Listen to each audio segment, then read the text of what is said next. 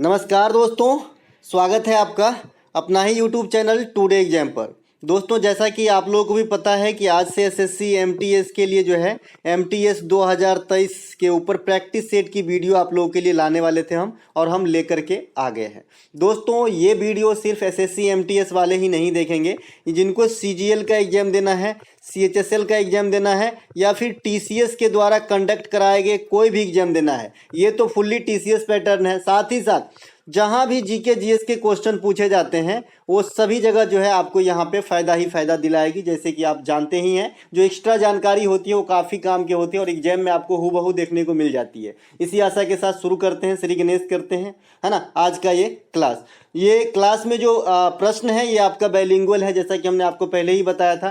साथ ही साथ इस पीडीएफ के लिए बहुत सारे स्टूडेंट ने जो है पेड किया है, तो भैया आपको ये पीडीएफ जो है हमारे व्हाट्सएप ग्रुप जहाँ पे आप जुड़े हैं वहाँ पे दिया जाएगा। ठीक है, तो चलिए शुरू करते हैं। पहला जो हमारा प्रश्न है, भारत में कुल कितने जैव मंडल आरक्षित क्षेत्र है? How many biosphere reserves are there in India? देखिए, बायोस्फीयर रिजर्व ऐसा नहीं है कि आज 18 है तो 10 साल के बाद वो 18 ही रहेगा। ये जो है वोलाटाइल है, ये बढ़ेगा, इनको दर्जा दिएगा दूसरी जगह का तो और बढ़ जाएगा। पहले एक रहा होगा, तो जो सबसे पहले एक रहा होगा वो कौन था भाई? 18 में से अभी कितने हैं? तो 18। सबसे पहले किसको मिला दर्जा? तो नीलगिरी को। कब? 1986 में। अब नीलगिरी से कई प्रकार के क्वेश्चन आते हैं, जैसे आपसे कृष्णा नदी के बारे में कई प्रकार से क्वेश्चन आते हैं, है ना। कृष्णा नदी के बारे में आपसे क्या क्या पूछा जाता है भाई कि ये किस राज्यों से होकर बहते हैं, इसका पाथ आपसे पूछा जाता है। क्योंकि बच्चे को लगता है कि ये आंध्र प्रदेश में जब गिरता है महाराष्ट्र से निकल के, तो ये कर्नाटक क्यों जाएगा, ये इधर ही से मुड़ जाती होगी, लेकिन ऐसा नहीं है, कर्नाटक में भी जाती है। तो इसी प्रकार से आपका यहाँ पे नीलगिरी जो है ये आपके तमिलनाडु, केरल और कर्नाटक, बेसिक रूप से हम तमिलनाडु याद करते हैं, लेकिन केरल और कर्नाटक भी ऑप्शन में है, तो इन तीनों को एक साथ लपेटिएगा क्योंकि यहाँ की भी सीमा को टच करता है। इसके अलावा नंदा देवी कहाँ पे है? ये बायोस्फीयर रिजर्व, ये आपका उत्तराखंड के अंदर स्थित है। नोकरेक मेघालय, और कहाँ स्थित है? डायरेक्ट स्पष्ट रूप से एमटीएस में पूछा गया था कि नोकरेक जो है ये मतलब मेघालय के किस पहाड़ी में स्थित है? तो भैया ये गारो पहाड़ी में स्थित है। आप जानते हैं कि मेघालय में 3 जो है फेमस पहाड़ी है, एक तो गारो है, एक आपका खासी है और एक आपका जयंतिया है। ये तीनों पहाड़ी भी है और तीनों जनजाति भी है। कहाँ की? मतलब मेघालय की, तो इसे भी ध्यान रखेंगे, है ना। ये तीनों जनजाति भी है। इसके अलावा ग्रेट निकोबार नाम से स्पष्ट है, अंडमान निकोबार में है, और ये अंडमान निकोबार का सौदर्न पार्ट है, दक्षिणी भाग है। ठीक है। इसके अलावा मैंने आपको बता रखा है ग्रेट निकोबार और लघु मतलब निकोबार को जो कौन जोड़ता है, तो आपका जो है आपका 10 डिग्री चैनल, और मैंने बताया था दोनों नाम सेम रहे तो 8 डिग्री चैनल, और दोनों नाम अलग रहे तो जैसे मालदीव से मिनिकॉय तो 8 डिग्री, है ना, और एगो लक्षद्वीप से मिनिकॉय है, दोनों डिफरेंट है शुरुआती नाम, तो 9 डिग्री। तो 9 डिग्री, 8 डिग्री और 10 डिग्री मैंने बता दिया है। ये आपके एग्जाम में आए दिन आती रहती है। 10 डिग्री का क्या ट्रिक बताया? छोटा से बड़ा को जोड़ेगा, लघु अंडमान से कार निकोबार लिखा रहता है। 8 में मालदीव से मिनिकॉय रहेगा, तो मौ से ये भी स्टार्ट हो रहा है मालदीव, और मौ से मिनिकॉय भी स्टार्ट होता है, दोनों सेम रहेगा तो 8 डिग्री। एगो है आपका लक्षद्वीप से मिनिकॉय, तो दोनों डिफरेंट है, लॉ से लक्षद्वीप और मौ से मिनिकॉय, तो ये आपका जोड़ता है 9 डिग्री। ठीक है। तो इस प्रकार से आपके 18 जो है ये आपका आरक्षित क्षेत्र है। मन्नार की खाड़ी तमिलनाडु में है। अगर इसे विदेश से रिलेट करेंगे तो श्रीलंका। ठीक है, ये श्रीलंका और भारत के बीच में सीमा रेखा का भी काम करता है। वैसे श्रीलंका और भारत के बीच में पाक जलडमरू मध्य भी है ना, आपका जो है राम सेतु भी है। तो ये सभी के सभी जो है भारत और श्रीलंका के बीच में जो है सीमा रेखा का काम करता है ना। तो मन्नार की खाड़ी भी एक सीमा रेखा की काम करती है जो तमिलनाडु में स्थित है। ठीक है। मानस और डिब्रू सैखोवा ये दोनों ही कहाँ पे? असम के अंदर स्थित है जी। असम के अंदर ये तो आरक्षित क्षेत्र है। नेशनल पार्क भी कई सारे हैं, जैसे काजीरंगा है ना, इत्यादि इत्यादि। इसके अलावा सुंदरबन डेल्टा, ये दुनिया की सबसे बड़ी डेल्टा है, जो कहाँ पे है? पश्चिम बंगाल। तो ये भी आपका बायोस्फीयर रिजर्व की दर्जा इन्हें भी प्राप्त है। सुंदरबन डेल्टा से एमटीएस नहीं सीएचएसएल में क्वेश्चन आया इसी बार कि भाई सुंदरबन डेल्टा जो है भारत के साथ साथ और किस देश के सीमा को छूता है? तो भैया बांग्लादेश के साथ, है ना, भारत के साथ साथ बांग्लादेश का, है ना। ये है ये बंगाल में, पश्चिम बंगाल में, है ना। इसके अलावा सुंदरबन में किस प्रकार के वन पाए जाते हैं? कई बार आप एग्जाम में क्वेश्चन देखे होंगे, तो मैनग्रोव प्रकार के वन पाए जाते हैं। मैनग्रोव क्या होती है? दलदली वाली वन होती है। ठीक है। इसके अलावा ये जो पीडीएफ आप देख रहे हैं, आपको हूबहू पीडीएफ दिया जाएगा। मैं मौखिक रूप से जो बोल रहा हूँ ये आपको जो है वीडियो में ही कवर करनी पड़ेगी, नहीं तो इतनी सारी बात कवर करने के लिए हमको लग रहा है कम से कम 3 घंटे की क्लास होगी भैया, है ना। इसके अलावा देहांग दिवांग ये आपका अरुणाचल प्रदेश में स्थित है ना। शेष चिल्लम हिल्स ये आपका कहाँ पे है, आंध्र प्रदेश में है। शीत मरुस्थल हिमाचल प्रदेश के पिन वैली में स्थित है। देखिए पिन वैली नेशनल पार्क आपसे डायरेक्ट पूछ सकता है कि कहाँ पे है, तो आप बताएंगे हिमाचल प्रदेश में है। The great Himalayan national park कहाँ पे है, तो बताइएंगे हिमाचल प्रदेश में है। तो ये बात भी आपको ध्यान रखना है। और भी है 18 में से हमने कुछ इंपोर्टेंट को यहाँ पे आपको बताया है। इसके अलावा अगर आपसे पूछ ले कि भारत में कितने प्रकार के कृषि जलवायु जोन है, इस क्वेश्चन को कुछ इस प्रकार से पूछता है कि योजना आयोग ने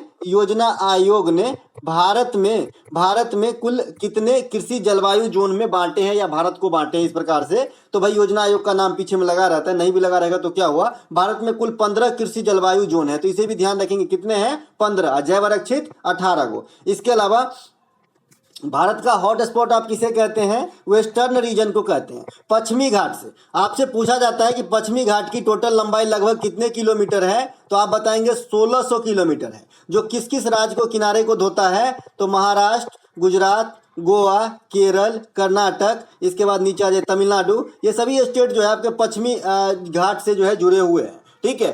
पूर्वी घाट और पश्चिमी घाट की मिलन स्थल क्या है, नीलगिरी पहाड़ी। अब ये नीलगिरी पहाड़ी कहाँ है, तमिलनाडु के अंदर। जैसे अभी आपने नीलगिरी बायोस्फीयर रिजर्व देखा था जो पहला बना था, ये पहाड़ी भी है। इसके अलावा साइलेंट वैली कहाँ है, ये आपका केरल में है। और एक आपका बहुत सारे बच्चे को यही कंफ्यूजन रहता है कि भाई सिलिकॉन वैली और साइलेंट वैली जो है ये एक ही है क्या, तो मैं आपको बता दूं ये साइलेंट वैली नेचुरल साइट है, ये आपका केरल में है। सिलिकॉन वैली आपका बेंगलुरु में है। कहाँ पे है, बेंगलुरु में है। इसके अलावा नीलगिरी भारत का प्रथम बायोस्फीयर रिजर्व बना था, कब बना था, मैंने लिख के बताया 1986 के अंदर। चलते हैं अगले प्रश्न की तरफ। अगला प्रश्न हमारा, करगम लोक नृत्य किस राज्य से संबंधित है, to which state is Karagam folk dance related. तो भैया ये है आपके तमिलनाडु से संबंधित। कहां से, तमिलनाडु से संबंधित है, ठीक है। भरतनाट्यम तमिलनाडु का प्रमुख शास्त्रीय नृत्य है। जैसे कि आप जानते हैं क्लासिकल डांस केसेस कितने हैं, तो 8 हैं। ये कौन कौन है, भरतनाट्यम, कुचिपुड़ी, मोहिनीअट्टम, है ना, सतरिया, मणिपुरी,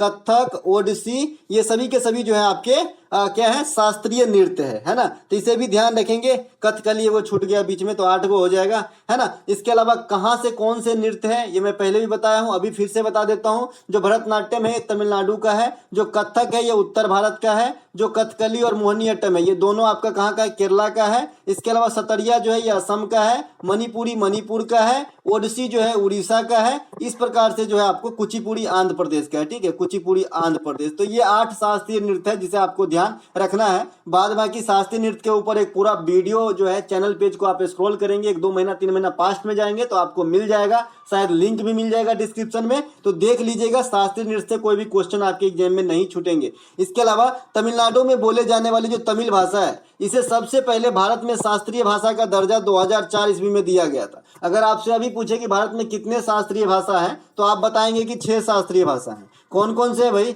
है ना, कौन कौन से है। ये एसएससी जीडी में धूम मचाया था ये क्वेश्चन, तो आपको भी ज्ञात होगा ये बात, है ना। तो एसएससी जीडी में ये 6 जो ये तमिल शास्त्रीय भाषा है, यहाँ से काफी क्वेश्चन आए, कहने का मतलब है। तो ये 6 शास्त्रीय भाषा कौन से हैं, तो साउथ के सारे शास्त्रीय भाषा है ना। साउथ के जो भी भाषा है ना सभी शास्त्रीय भाषा है। अब ये साउथ के भाषा कौन कौन से हैं, तमिल है, तेलुगु है, कन्नड़ है और मलयालम है। 2 को बच गया तो एगो संस्कृत हो जाएगा और एगो ओडिसी हो जाएगा। ये 6 शास्त्रीय भाषा है आपके। बहुत सारे बच्चे की ये कंफ्यूजन रहते है भाई तमिल और तेलुगु एक ही है क्या, तो जी नहीं। तमिल जो है ये आपके तमिलनाडु में बोले जाते हैं जी, ठीक है। तमिल जो है ये तमिलनाडु में बोले जाते हैं। तेलुगु जो है ये आंध्र प्रदेश और तेलंगाना में बना जाता है, ठीक है, बोला जाता है ना। और कन्नड़ जो है ये कर्नाटक में बोले जाते हैं। मलयालम जो है ये आपका केरल में बोले जाते हैं। और ये आपका कौन सा, संस्कृत तो देववाणी है इंडिया का, बहुत सारे जगह बोले जाते हैं। और ये आपका क्या है, ओडिसी उड़ीसा में बोले जाते हैं। तो इस प्रकार से 6 भाषा है, ठीक है।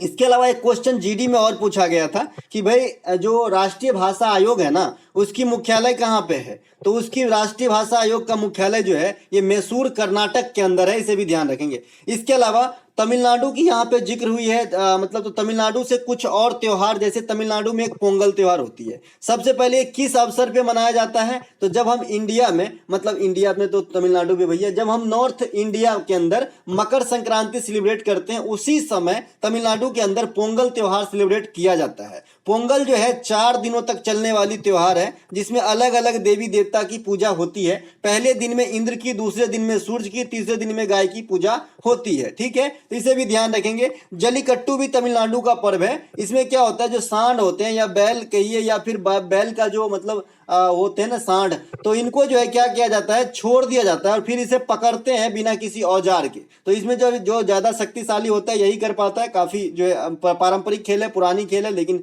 खतरनाक खेल भी है। ठीक है, तो ये भी ध्यान रखेंगे। और ये जल्लीकट्टू जो होता है ना, ये किस अवसर पे होता है भाई, तो ये पोंगल के अवसर पे ही होता है। देखिए पेंच है ना आपके मकर संक्रांति पे पोंगल हुआ तमिलनाडु में, और पोंगल के अवसर पे जल्लीकट्टू हुआ। ठीक है, इसके बाद पोतांदू।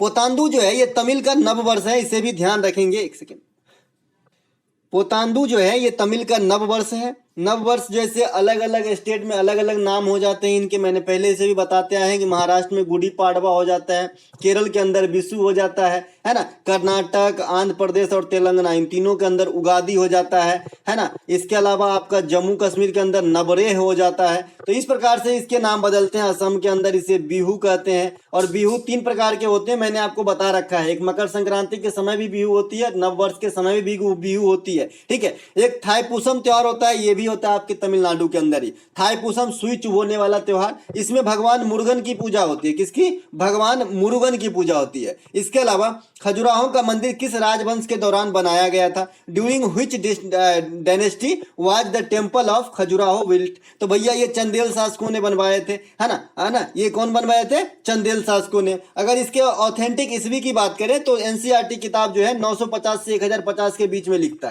है ना। तो इसके बीच में जो ऑप्शन अगर आपको मिले, कभी ऐसा मौका आ जाए कि भाई ये क्वेश्चन एग्जाम में आ गई, इसकी ईस्वी पूछ दिया, तो 950 से 1000 के बीच में जो भी आपके आंसर रहेंगे वो मार दीजिएगा। इस मंदिर के अंदर कंदरिया महादेव का मंदिर है। जो इस सभी मंदिर, देखिए खजुराहो को एक मंदिर नहीं है, ग्रुप ऑफ टेम्पल है। तो यहाँ पे जो है जो सबसे बड़ी मंदिर है, जैसे मैंने इसको बना दिया, तो ये कंदरिया महादेव की मंदिर है। सबसे बड़ी मंदिर जो है खजुराहो के मंदिर के ग्रुप के अंदर, ये कंदरिया महादेव की मंदिर जो है, कंदरिया महादेव की मंदिर जो कल भी पूछा गया था। यह मंदिर कुछ पार्ट तो पंचायतन शैली में और अधिकांश पार्ट जो है नागर शैली में बनाए गए हैं। देखिए मैं आपको बता दूं कि जो जनरली साउथ भारत की मंदिर होती है अधिकांश, ये आपका द्रविड़ शैली में बने होते हैं, द्रविडियन शैली में। ठीक है, द्रविड़ शैली में, द्रविडियन लिखते हैं, चलिए। और जो आपका नॉर्थ भारत के मंदिर होते हैं ना, ये जनरली नागर शैली में बने होते हैं। तो आप आज से ध्यान रखेंगे, नॉर्थ इंडिया की मंदिर की बात कर रहे हैं तो नागर शैली स्टाइल, और साउथ इंडिया की मंदिर की बात कर रहे हैं तो अगर आप तो आंसर में ऑप्शन में द्रविड़ है तो द्रविड़ को टिक करके आ जाइए। ठीक है, इसके अलावा इस मंदिर के समूह में हिंदू धर्म के अलावा जैन धर्म के भी मंदिर है। जैसे आप खजुराहो के मंदिर में जाएंगे तो वहां पे भगवान विष्णु की व्यवस्था है, भगवान भोलेनाथ की कंदरिया महादेव मंदिर नाम से स्पष्ट है, और जैन धर्म के तीर्थंकर वाली जो है मंदिर की व्यवस्था अंदर में है, ये भी स्थित है। तो ये भी ध्यान रखेंगे। इसके अलावा the race of my life किस खिलाड़ी की आत्मकथा है ना। The race of my life is the autobiography of which famous Indian player? तो भैया मिल्खा सिंह। अब हमारे बीच नहीं है मिल्खा सिंह, है ना। इसके अलावा मिल्खा सिंह को क्या कहा जाता है? तो फ्लाइंग सिख कहा जाता है। यह उपाधि जो है पाकिस्तान के जो है प्रधानमंत्री के द्वारा दिया गया था। कुछ अन्य खिलाड़ी के पुस्तकों के नाम जैसे देख लेते हैं जो आपके एग्जाम में बार बार आते हैं। अन्यथा बुक एंड ऑथर पे आपको मैंने एक पूरा वीडियो दे दिया है, आगे का काम आपका होता है। तो देखिए जो मतलब टॉपिक वाइज है ना, उसको खाली टाइम में निपटा लीजिए क्योंकि काम आएगी। ठीक है, तो ये जो एस अगेंस्ट ऑड्स है, ये सानिया मिर्जा की पुस्तक है, सानिया मिर्जा, है ना। इसके अलावा सानिया मिर्जा क्या खेलती है भाई? टेनिस, है ना, अब नहीं खेलती है। बिलीव जो है, believe what life taught me, विश्वास कीजिए जिंदगी ने मुझे क्या पढ़ाया, क्या सिखाया। तो ये भैया सुरेश रैना की किताब है। सुरेश रैना आप जो है क्रिकेट से संन्यास ले चुके हैं। सुरेश रैना वो शख्स हैं जो इंडिया के लिए टेस्ट, ओडीआई और T20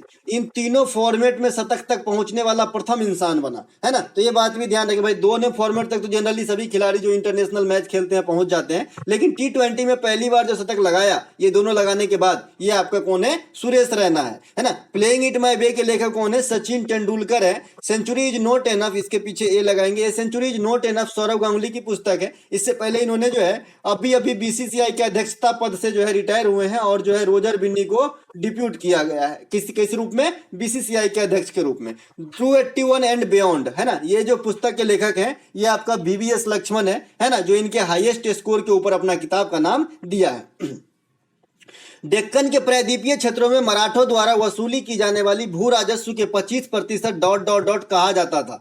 25% of land revenue collected by the Marathas in the peninsular area of Deccan was called. तो भैया ये जो कहा जाता था ना, ये चौथ मैं सब दिन बताते आया था। भैया आपको लग रहा होगा क्वेश्चन कहाँ से है, जैसे कि मैंने आपको बताया कि 57 शिफ्ट का क्वेश्चन कराऊंगा, तो ये 2 मई से आपका एमटीएस स्टार्ट हुआ था, तो 2 मई के फर्स्ट शिफ्ट की ये हूबहू पेपर है जो मैं आपको सॉल्व करा रहा हूं एक्स्ट्रा फैक्ट के साथ। ठीक है, तो ये देखिए जो चौथ है ना, चौथ नाम से स्पष्ट है भैया, चौथ मतलब एक चौथाई, चौथ मतलब 25% है ना। तो जो डेक्कन के जो प्रायद्वीपीय क्षेत्र है वहां से जो मराठों के द्वारा वसूल किया जाता था टैक्स, उसको क्या कहा जाता था, तो चौथ 1/4। ठीक है, इसके अलावा मराठों काल में ली जाने वाली प्रमुख टैक्स में चौथ और सरदेश मुखी भी थे। अब ये सरदेश मुखी कौन सी टैक्स है ना, तो चौथ मान लीजिए ले लिए, और उसके ऊपर से ये 10% एक टैक्स हुआ करता था जिसे सरदेश मुखी कहा जाता था। ठीक है, ये अतिरिक्त टैक्स का जो है प्रकार है, ये भी मराठे साम्राज्य में ही लिए जाते थे। शिवाजी और जयसिंह के बीच में जो है पुरंदर की संधि हुई थी 1665 ईस्वी में, तो इसे भी ध्यान रखेंगे।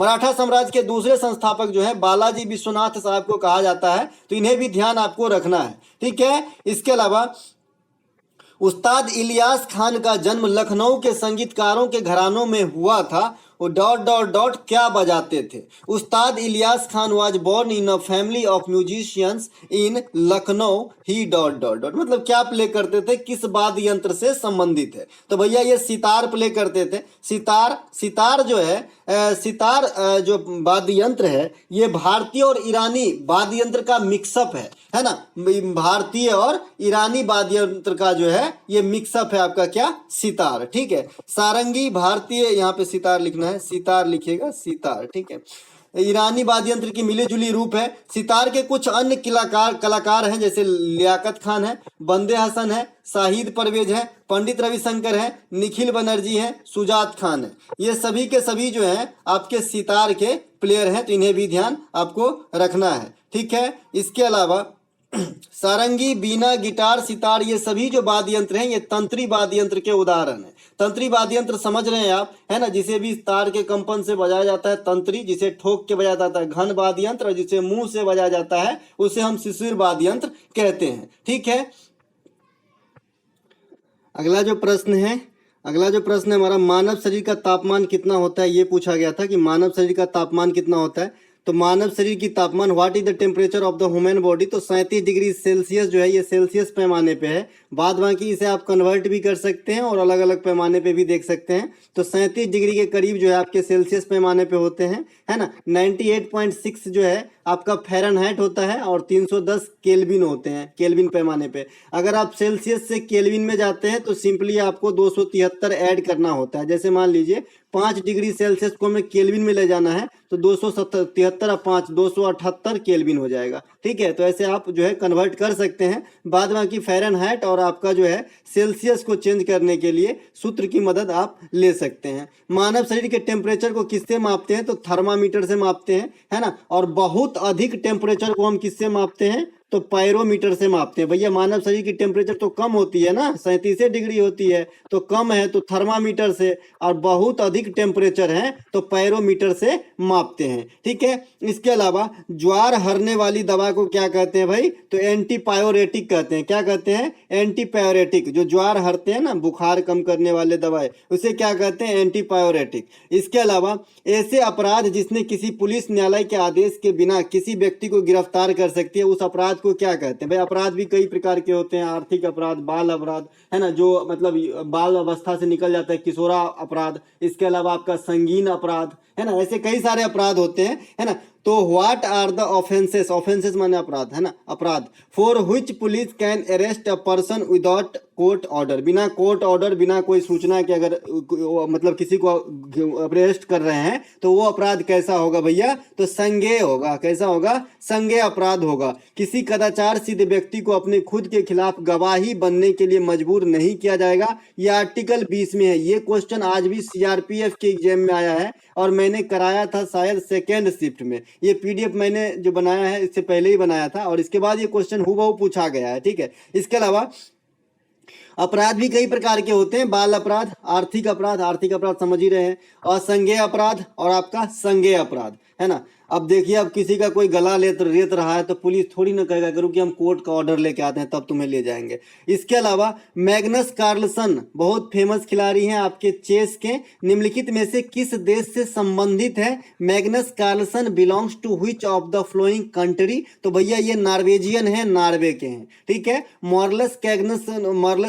मैग्नस कार्लसन को जो है आर प्रागनंदा ने हराया था, इसके लिए जो है आर प्रागनंदा इतना फेमस हो गए क्योंकि इतने बड़े महान खिलाड़ी को जो है हरा दिए थे, ठीक है। मैग्नस कार्लसन नॉर्वे के हो गए। इसके अलावा ये शतरंज के जो है नंबर 1 खिलाड़ी हैं। अभी आपसे इसी एमटीएस में पूछा गया था कि भाई शतरंज के जो घर होते हैं, चेस के जो घर होते हैं ना, उसमें कितने सफेद घर होते हैं भैया? तो ये टोटल 64 घर होते हैं जो आपके 2 पार्टों में बटे होते हैं। 32 घर में 32 ब्लैक होगा और 32 कोई अन्य कलर के होते हैं, ठीक है। इसके अलावा मैग्नस कार्लसन तो हो ही गया। आर प्रागनंदा ने मैग्नस कार्लसन को अभी अभी हाल में एफटीएक्स क्रिप्टो कप 2022 में मात दिया है। इससे पहले जो पहली बार मात दिया था एयरथिंग मास्टर्स रैपिड चेस टूर्नामेंट में हराया था, ठीक है। तो दोनों बात ध्यान रखेंगे। साथ ही साथ 2022 में अर्जुन पुरस्कार के विजेताओं में एक आर प्रागनंदा भी शामिल है, तो इन्हें भी ध्यान रखेंगे। शतरंज में द्वितीय खिलाड़ी को मिला है, इसीलिए मैं प्रागनंदा को बार बार मतलब आपको जो है याद दिलाता हूं कि आने वाले एग्जाम्स में अर्जुन पुरस्कार से क्वेश्चन आता है तो ये जरूर आएगा, क्योंकि भैया ये गिने चुने हैं और बहुत छोटकू बच्चा है,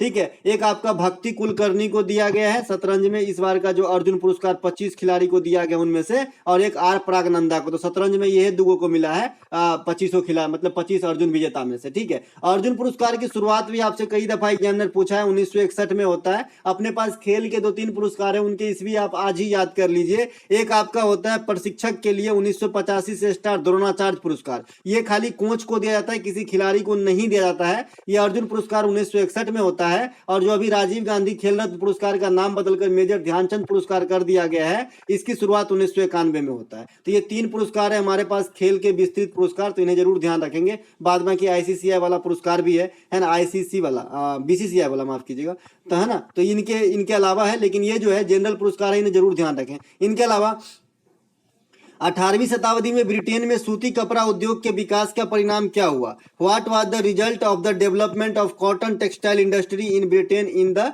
18th सेंचुरी? तो भैया जब 18वीं सेंचुरी में ब्रिटेन में कॉटन की टेक्सटाइल की फैक्ट्री लग गई तो क्या हो गया? तो भाई उस समय क्या आज भी है कि हमारे यहाँ मान लीजिए, मैं अपनी बात बता रहा हूँ कि एक गाय रहेगी, अगर आधा लीटर दूध दे रही ना तो घर वाले मतलब माता जी के खास करके ये मन रहेगी कि एक पाव अगर बेच देते ना कुछ पैसा आ जाता, ठीक है। तो उसी प्रकार से जब ब्रिटेन में उद्योग धंधा खुल गए भाई, तो यहाँ पे जो है कपड़ों के उत्पादन में गिरावट दर्ज करी गई, ठीक है। ये आपके ऑप्शन में थे, है ना। वहां पे तो आपका 4 ऑप्शन वाले क्वेश्चन होते हैं, यहाँ पे अगर 4 ऑप्शन वाले क्वेश्चन देंगे तो फिर एक्स्ट्रा फैक्ट वाली जगह कम हो जाएगी, है ना। क्रिकेट खेल के जन्मदाता इंग्लैंड को माना जाता है ना। अभी इंग्लैंड के बारे में थोड़ी सी यहाँ पे गुणगान करेंगे उसका। ब्रिटेन में औद्योगिक क्रांति 1780 के जो है समय में हुआ था, जो विश्व में प्रथम औद्योगिक क्रांति का दर्जा जो है ब्रिटेन के अंदर ही प्राप्त है। इसके अलावा एशियाई कंट्री में, क्योंकि ब्रिटेन जो है एशियाई कंट्री तो है नहीं, तो एशियाई कंट्री की अब बात हो रही है, तो एशियाई कंट्री में सबसे पहले जापान के अंदर आपका औद्योगिक क्रांति हुआ था। तो ये दोनों बात ध्यान रखेंगे। साथ ही साथ क्रिकेट के जन्मदाता अभी अभी आपके सीएचएसएल एग्जाम में पूछा गया था। इसके अलावा एफिल टावर और यूनेस्को का मुख्यालय, ये दोनों कहाँ पे भैया? पेरिस के अंदर है, तो इसे भी ध्यान रखेंगे, ठीक है। पेरिस के अंदर आपका यूनेस्को का मुख्यालय, कई दफा एग्जाम में क्वेश्चन आया है। और एफिल टावर जो है एसएससी नहीं पूछता, ये रेलवे पूछता था, लेकिन दोनों एक के जगह है तो एक के साथ रख लिए, है ना। 1982 में एशियाई खेलों की मेजबानी कहां की गई थी? Where was the Asian games hosted in 1982? तो भैया ये भारत में एशियाई गेम की सेकेंड होस्ट था भारत के लिए, ठीक है। एशियाई खेल की शुरुआती संस्करण हुआ था 1951 से, और ये जो स्टार्टिंग संस्करण था ना, इसका ही आयोजन भारत में हुआ था दिल्ली के अंदर। और दूसरी बार कब हुआ? 1982 में। तो इस प्रकार से हमने एशियाई खेल को 2 बार ऑर्गेनाइज कर चुके हैं। इसके अलावा एशियाई खेल जो पिछला वाला हुआ था 2018 वाला, ये आपका इंडोनेशिया के पलाम्बोंग में हुआ था, है ना। इंडोनेशिया के जकार्ता के एक जगह है वहां पे हुआ था, पलाम्बोंग इस प्रकार का नाम है। आगामी एशियाई खेल जो है ये चीन में प्रस्तावित है, चूंकि 22 में ही होना चाहिए, लेकिन ये भी डिले है ड्यू टू कोरोना, ठीक है। इसके अलावा भारत में एकमात्र 2010 में जो है राष्ट्रमंडल खेल हुआ 21 बार।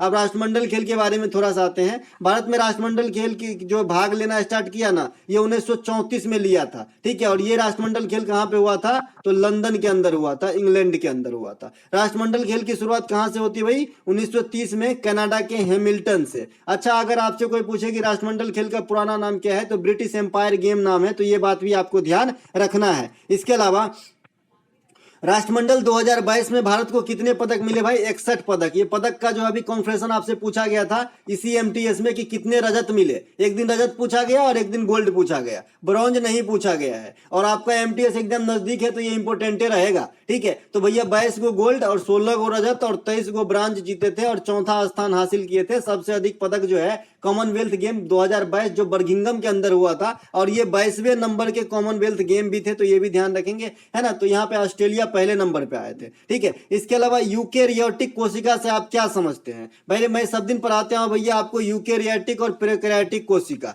ठीक है। और मैंने मोटे तौर पे आपको एक चीज और याद रखने को बताया था, अगर आपको ध्यान हो तो बताना, ठीक है। What do you understand by eukaryotic cell? सबसे पहले सेल के बारे में मैंने 2-3 चीज आपको बताया है जो आपको ध्यान रखना होगा, खास करके कि भाई पादप और जंतु कोशिका में बेसिक डिफरेंस क्या है, कोशिका की खोज कौन किए थे, जीवित कोशिका की खोज कौन किए थे, है ना। अब कोशिका होते हैं इसके इंटरनली 2 पार्ट, यूकेरियोटिक और प्रोकैरियोटिक। अब इसमें क्या डिफरेंस है, क्योंकि यहाँ से काफी क्वेश्चन आ रहे हैं। कोशिका झिल्ली किसमें स्थित होती है, किसमें नहीं होती है, किसमें माइटोकॉन्ड्रिया नहीं होती है, किसमें होती है, किसमें जो है आपका माइटोकॉन्ड्रिया के अलावा एक चीज और है वहीं यहाँ पे गोल्जी काई किसमें होता है, किसमें नहीं होता है। तो ये सब जो है आपको ध्यान रखना ही होगा, तभी आपका काम जो है चलेगा, ठीक है। तो मैंने पहले भी आपको बता रखा है, यहाँ पे थोड़ी सी जानकारी और दे देते हैं, है ना। देखिए यूकेरियोटिक कोशिका में जो होता है ना, इस कोशिकाओं में दोहरी झिल्ली के आवरण बने होते हैं, दोहरी झिल्ली के आवरण बने होते हैं, ठीक है। इसमें कोशिका द्रव झिल्ली में पाई जाती है, जो कोशिका द्रव है ये झिल्ली में पाई जाती है।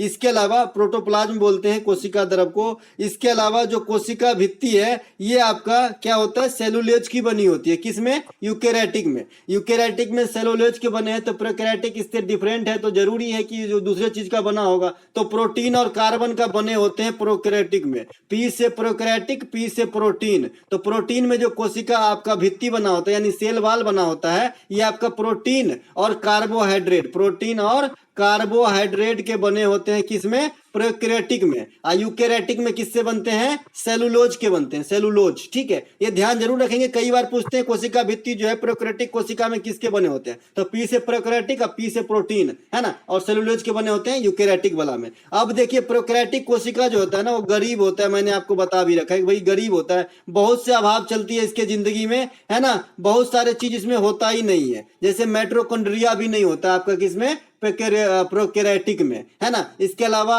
इंडोप्लाज्मिक होता है एक, वो भी नहीं होता है। राइबोसोम जो होता है वो 17 प्रकार का होता है, गोल्जी का हेब्बे नहीं करता है, केंद्रक झिल्ली होता ही नहीं है, लाइसोसोम होता ही नहीं है। किसमें? प्रोकैरियोटिक में। तो सीधे याद रखिए प्रोकैरियोटिक किसे कहेंगे, जो गरीब है। जैसे ही अभाव दिखे प्रोकैरियोटिक मारिए, जैसे ही फुलफिल है यूकेरियोटिक मारिए, ठीक है। तो इतने से भी आपका जो है इस ऐसे प्रश्न में जो है सही आंसर तक आप पहुंच सकते हैं। बाद बाकी कोशिका की जो खोज है ये आपका हुआ था कितने ईस्वी में? 1665 में। कौन करवाया था? आपका रॉबर्ट हुक ने किया था 1665 में। उसके बाद जो है लुवेन हॉक ने कोशिका की, जीवित कोशिका लाइव वाला सेल का खोज किया, है ना। तो ये सब ध्यान रखेंगे। और जो आपका प्लांट में और एनिमल में जो सबसे बड़ी डिफरेंस है ये कौन सी है? सेल वाल का होना। सेल वाल किस में होता है? आपका प्लांट वाली कोशिका में होती है, ठीक है।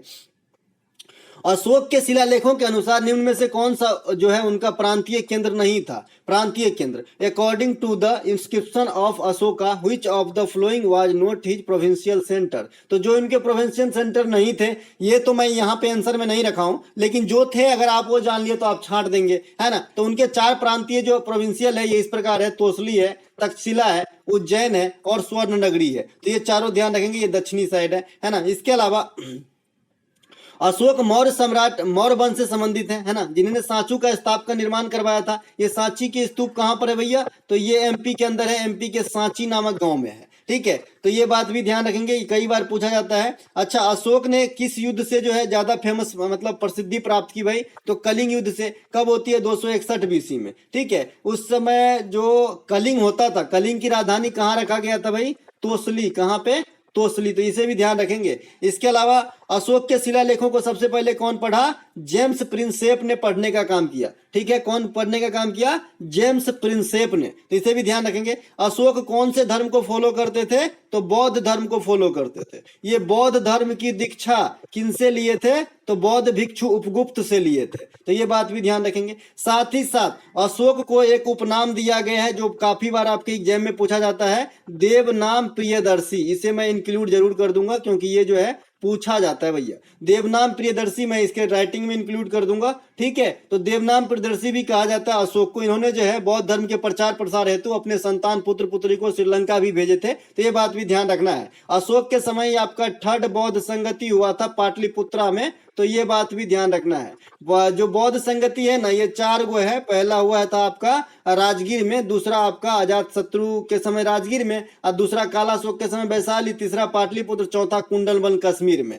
ठीक है, इसके अलावा एक और बौद्ध संगति हुआ ऐसा माना जाता है जो आपका म्यांमार में हुआ था। तो ये बात भी ध्यान रखेंगे। कांग्रेस के प्रथम अधिवेशन कब हुआ था? When was the first session of Congress held? तो जब स्थापना हुआ था 1885 ईस्वी के अंदर। ठीक है, कांग्रेस की स्थापना ये 1885 में होती है। किसके द्वारा? एओ ह्यूम के द्वारा, है ना। कांग्रेस की बैठक की अध्यक्षता संभालने वाले प्रथम व्यक्ति कौन बने थे?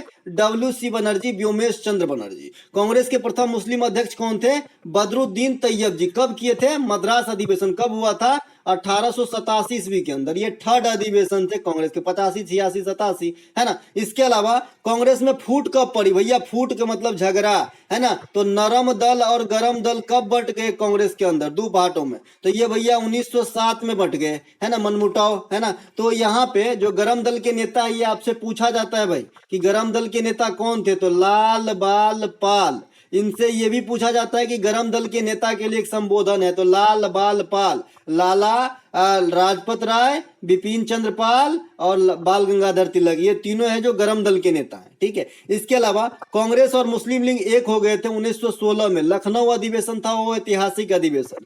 कांग्रेस की प्रथम महिला अध्यक्षा जो बनी 1917 में, एनी बेसेंट बनी। तो ये बात भी आपको ध्यान रखना है। ठीक है, इसके अलावा कांग्रेस के पूर्णतः भारतीय महिला अध्यक्ष तो 1925 में आपका कौन बनी? इंदिरा गांधी, है ना। महात्मा गांधी के जस्ट सरोजनी नायडू, माफ कीजिएगा, सरोजनी नायडू। ठीक है, सरोजनी नायडू जो है महात्मा गांधी के जस्ट अगले साल बने थे।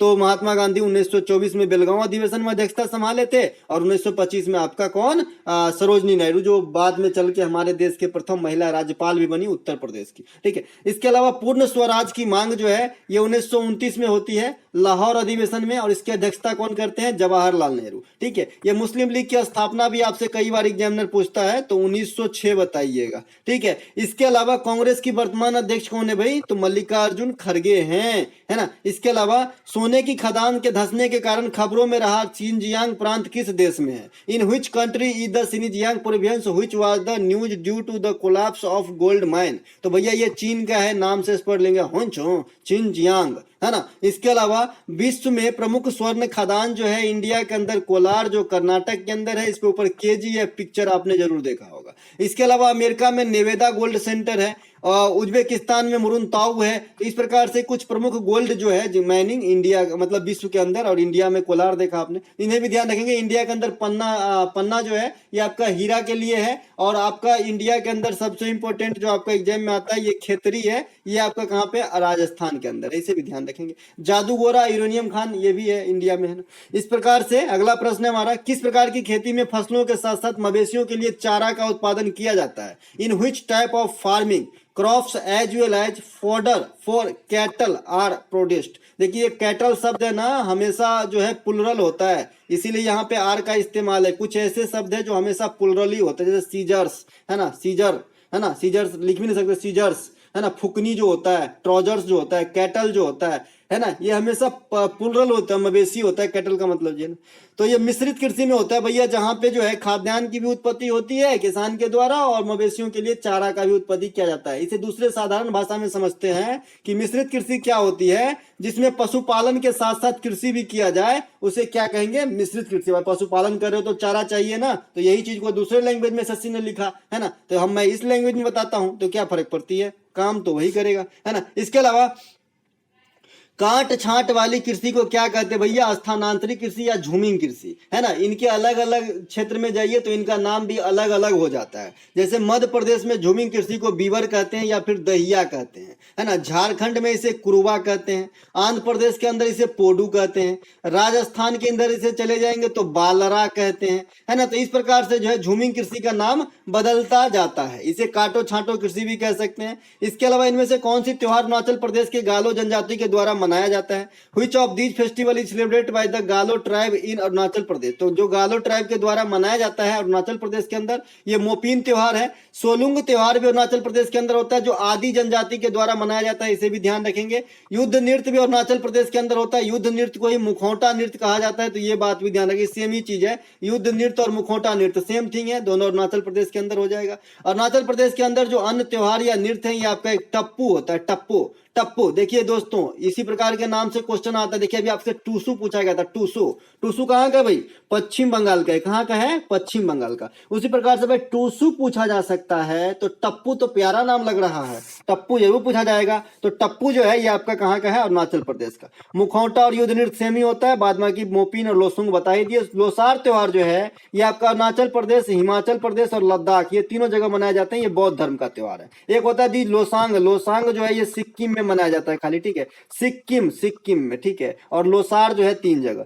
फंगस कहाँ ग्रो कर सकती है ना? वेयर कैन फंगी ग्रो, है ना। तो भाई फंगस जो है कहीं भी ग्रो कर सकता है, बड़ा एडजस्टेबल है। कपड़ा, चमड़ा, ब्रेड, अचार, ये 4 ऑप्शन दिया गया था। तो इनमें से सभी जो ऑप्शन में था, मतलब आपको 4 को ऐसे दिया गया था, फिर 1 number 2 number, 1 number 2 number 3 number, 1 number 2 number 3 number 4 number, तो जिसमें चारों था वो आपका राइट आंसर था, ठीक है। फंगस क्या होता है? यूकेरियोटिक होता है। अभी आपने देखा गरीब कौन होता है भाई? प्रोकैरियोटिक, है ना। प्रोकैरियोटिक जो है आपका गरीब होता है, प्रोकैरियोटिक। तो भाई ये फंगस क्या है? यूकेरियोटिक, मतलब गरीब है कि अमीर? तो अमीर है, तो इसमें अधिकांश चीज जो है पाए जाएंगे, ठीक है। कुछ फंगस के उदाहरण, जैसे आपने मशरूम जिसकी सब्जी बनती है, ईस्ट, है ना, इसके बेकरी उद्योग वगैरह में इस्तेमाल होता है इसका। कवक के अध्ययन को मैकोलॉजी और शैवाल के अध्ययन को फाइकोलॉजी। अब देखिए शैवाल से अभी अभी आपसे एसएससी सीएचएसएल ने क्वेश्चन किया है, लाल शैवाल को किस ग्रुप में रखते हैं? तो रोडोफाइटा कहते हैं, इसे रोडोफाइसी ग्रुप में रखते हैं, ठीक है। भूरा शैवाल को जो है फियोटोफाइटा कहते हैं, फियोफाइसी ग्रुप में रखते हैं, तो इसे भी ध्यान रखेंगे। और शैवाल के अध्ययन को फाइकोलॉजी कहते हैं। और ये जो शैवाल है ये आपका थाइलोफाइटा समूह में थाइलोफाइटा समूह में आ जाता है ओवरऑल, ठीक है। थैलोफाइटा में शैवाल भी आता है, बैक्टीरिया भी आता है, फंगी भी आ जाता है काफी हद तक, बैक्टीरिया भी काफी हद तक, ठीक है। इसके अलावा और साथ ही साथ जो थैलोफाइटा है ना, वो सजीव जगत की सबसे बड़ी समूह भी है, इसे भी ध्यान रखें। एक्सिमो किस भौगोलिक क्षेत्र में निवास करते हैं? In which geographical area do the एक्सिमो लिव? तो भैया ध्रुवीय क्षेत्र में। ध्रुवीय क्षेत्र जो होता है ना, जैसे दक्षिणी ध्रुवी, उत्तरी ध्रुव, तो ये इनके आसपास के क्षेत्र में जो है ये निवास करते हैं। और इन्होंने अपने सर्वाइव के लिए एक प्रकार का घर बनाना है जिसे इग्लू कहते हैं। ये इग्लू के जो घर, ये इग्लू जो होते हैं ना, ये बर्फ के घर बने होते हैं, ठीक है। ये बात भी ध्यान रखेंगे। एक्सिमो प्रजाति के बारे में अगर देश के नाम से या स्थान के जगह से आपका नाम पूछा जाए कि भाई कहाँ रहता है, तो ग्रीनलैंड, कनाडा, साइबेरिया क्षेत्र इत्यादि में पाए जाएंगे, आर्कटिक क्षेत्र में भी पाए जाएंगे, ठीक है। इसके अलावा पशुओं की खाल से बनाया गया एक तंबूनुमा घर होता है जो जनजातीय समुदाय के लोग ही बनाते हैं, जिसे यूर्त कहते हैं। जिस प्रकार से आपने बर्फ के घर को यहाँ पे इग्लू समझा, उसी प्रकार से जो जानवरों के खाल से घर बनते हैं उसे यूर्त कहा जाता है। इसके अलावा भारतीय संविधान के प्रस्तावना में ... किसी व्यक्ति की गरिमा को सुनिश्चित करता है। इन व्हिच प्रियम्बल, है ना, in the preamble of the Indian constitution ... ensures the dignity of an individual. तो भैया ये है बंधुता, हम भारत के लोग, है ना। प्रस्तावना तो प्राइमरी स्कूल से ही याद है ना, बंधुता। प्रस्तावना को संविधान की कुंजी कहा जाता है, ये बात भी ध्यान रखेंगे। प्रस्तावना को अंग्रेजी में प्रियम्बल और इनका एक नाम और उद्देशिका भी है, तो कई बार उद्देशिका लिख दे तो बच्चे जो है कंफ्यूज हो जाते हैं, है ना। भारतीय संविधान में अखंडता एक शब्द, धर्मनिरपेक्षता एक शब्द और समाजवादी ये शब्द, ये तीनों के तीनों शब्द जो है आपके 42वां संविधान संशोधन 1976 के द्वारा जोड़ा गया था। इसी संविधान संशोधन के द्वारा जो आपका फंडामेंटल जो है आपका ड्यूटीज, इनको जो है ऐड किया गया था। शुरू में 10 प्रकार के, लेकिन वर्तमान में 11 प्रकार का। 11वां कैसे आया? तो 2002 में एक अमेंडमेंट होती है 86वां नंबर का, उसी के तहत जो है शिक्षा का जो अधिकार है ये आपका मौलिक अधिकार भी है और शिक्षा दिलाना जो है मौलिक कर्तव्य भी है। तो जो मौलिक कर्तव्य है पेरेंट्स पे लागू होता है, जो अधिकार है वो उन बच्चे पे लागू होता है जिन्हें शिक्षा लेना है। यानी कहने का मतलब है कि 6 से 14 वर्ष तक के जो बच्चे हैं उनको निःशुल्क शिक्षा दिया जाएगा। ये आर्टिकल 21 में प्रावधान है, मौलिक अधिकार के अंदर गारंटित है। और जो मौलिक कर्तव्य है वो आर्टिकल 51 के ए में भागेगा, है ना। संविधान को जो अंगीकार किया गया था ये 26 नवंबर 1949 को यानी बन के तैयार किया गया था, और जब लागू करवाया गया तो 26 जनवरी 1950 को। तो हम गणतंत्र कब हुए थे? 26 जनवरी को, इसीलिए हम 26 जनवरी को गणतंत्र दिवस मनाते हैं। इसके अलावा विश्व बैंक के अनुसार 2020-2021 में भारत किस श्रेणी में आती है? According to the World Bank, in which category does India fall in 2020-2021? 20 से 21 वित्तीय वर्ष में विश्व बैंक के अनुसार भारत किस कैडर के देश हैं? तो भैया आप जानते हैं कि भारत जो है अर्ध विकसित या फिर विकासशील देश कहिए। ये विकास जो है ना, यहाँ पे विकास शब्द काफी पॉपुलर है इंडिया के अंदर, तो ये विकासशील देश है भैया या फिर अर्ध विकसित है ना। तो इसे विश्व बैंक जो है निम्न मध्यम आय वाले देश में रखा है। लेकिन आगामी 1.5 साल में ये थोड़ा सा हम स्विच आगे की तरफ कर रहे हैं। अब हमें जो है विश्व बैंक क्या मानता है कि निम्न मध्यम आय वाले देश से मध्यम आय में जाने के लिए हम जो है मतलब योग्य हैं, ऐसे देश बन गया है। इसीलिए ये क्लू है कि भाई इतने पीछे का पूछा गया है ना। जैसे अभी आपने एक बार देखा होगा कि फरवरी 2022 में आपसे पूछ लिया गया था कि भाई सीआरआर कितने हो गए। सीआरआर ही पूछे गए थे, क्योंकि इसमें बहुत ज्यादा उलटफेर कर दिया गया था, है ना, तो इसीलिए पूछा गया था, है ना। इसके अलावा विश्व बैंक की मुख्यालय कहाँ पे है? तो ये आपका वाशिंगटन डीसी में है। विश्व बैंक और आईएमएफ दोनों का मुख्यालय वाशिंगटन डीसी में है, तो इन्हें भी ध्यान रखेंगे। इसके अलावा विश्व बैंक का अन्य नाम क्या है भाई? आईबीआरडी, तो ये बात भी ध्यान रखेंगे। विश्व बैंक की एक शाखा है आईडीए, इनका फुल फॉर्म कई बार पूछे गए हैं, इंटरनेशनल डेवलपमेंट एसोसिएशन। इन्हें ना सॉफ्ट ऋण प्रदान करने वाली खिड़की कहा जाता है, तो इसे भी ध्यान रखेंगे। यहाँ पे मैं करेक्ट कर दूंगा, सॉफ्टवेयर लिखा गया है। इसके अलावा विश्व बैंक के वर्तमान अध्यक्ष संजय सिंह बंगा है, जिन्होंने डेविड मालपास के स्थान लेने वाले, आई थिंक ले लिए। इसके अलावा ये इस वीडियो का लास्ट क्वेश्चन था, और जो भी बच्चे पेड किए हैं पीडीएफ के लिए भैया अच्छे से पढ़िए, ताकि आपका जो 25 रुपया खर्च हुआ है ये 25 रुपया जो है 25,000 में बदल पाए भाई, है ना। और ये 25 रुपया में आपको सब दिन पीडीएफ मिलेगा। तो जो बच्चे अभी तक पेड नहीं किए, क्योंकि मुझे बताया गया कि भाई बहुत सारे बच्चे जो है, करीब 56 बच्चे जो है अभी तक ग्रुप में है लेकिन पेड नहीं किए हैं, अपन जो है चुप हैं, तो भैया पेड कर दीजिएगा, है ना। तो मिलेंगे अगले वीडियो में। जय हिंद दोस्तों।